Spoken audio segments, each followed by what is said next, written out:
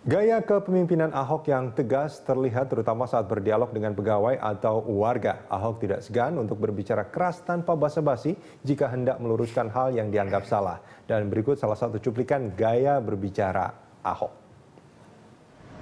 Itulah penyebab kenapa pagi bikin semua esek-esek. Setelah lokalisasi ditutup. Kita bicara belak-belakan di sini. Saya nggak bicara agama ya. Bapak saya udah mati, kakek saya udah mati. Belum ada datang kepada saya, adik saya yang meninggal, kasih tahu saya surga neraka benar atau tidak. Belum ada kasih tahu saya. Tapi saya percaya ada neraka, ada surga. Maka saya nggak korupsi. Kalau Anda mau bicara agama sama saya, kita bisa berdebat. Anda anak Islam kan?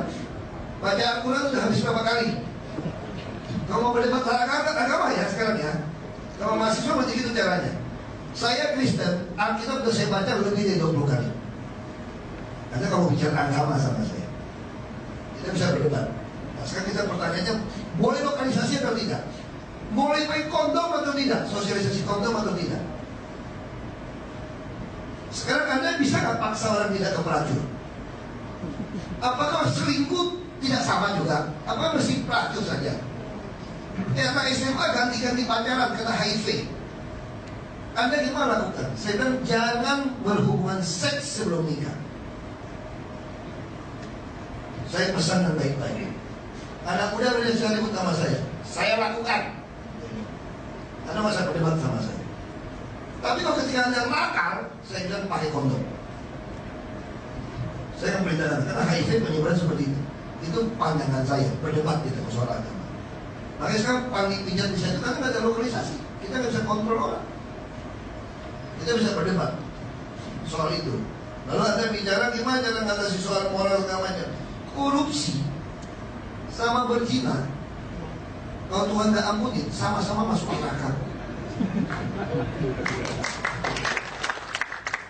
Mahasiswa saya tantang, kenapa tidak pernah ribut periksa harta pejabat dari mana? Itu udah diratifikasi konvensi PBB melawan korupsi, Undang-Undang Nomor 7 Tahun 2006. Jadi kalau ada pejabat publik hartanya bertambah tidak sesuai dengan pajak yang dia bayar dan biaya hidup dia, itu korupsi. Kan soal penertiban, kami lakukan penertiban, ada laporan, ada juga punya oknum DPRD ada kita turunkan, ada. Nah sekarang mau lawan oknum TNI gimana? Kan saya tadi bilang, kami ngantor di Merdeka Selatan, bukan Merdeka Utara nih. Yang pasti kami mau tegakkan konstitusi, undang-undang, peraturan. Tapi kami tidak mau mati konyol hanya untuk keuntungan Anda, nggak bisa. Kalau mati konstitusi saya rela gitu. Untuk warna-warni supaya bisa hebat, Anda ngadu saya berantem, oh sorry dulu. Walaupun saya masih berantem, tapi berantemnya saya ngatur kan berantemnya ini kan.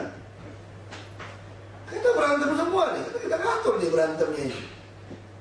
Apakah prioritas untuk berantem sama orang hanya urusan warna-warni dirugikan? Itu pertanyaan saya di situ kan. Orang kalau menurut opsi pertama kita buang aja kita nggak apa-apa kok, kenapa mesti saya fighting?